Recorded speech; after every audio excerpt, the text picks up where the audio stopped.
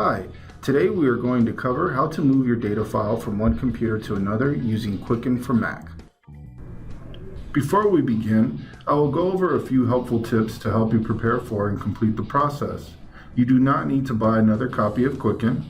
The same version of Quicken must be installed on the computer you're moving your data file to.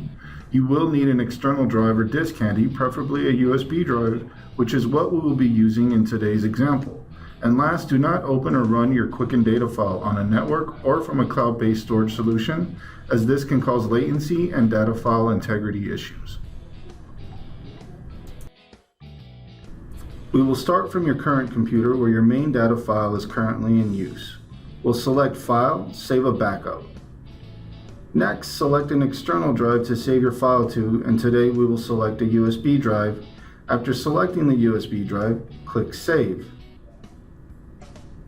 Next, we will focus our attention to your new computer, where Quicken has just been installed. Select File, Restore from Backup. In the left pane of the window, select your USB drive under Devices, click on the backup file, and click Choose. Click on the Restore this file button. Next, we recommend you save your file to a location that is easy to remember, like Documents.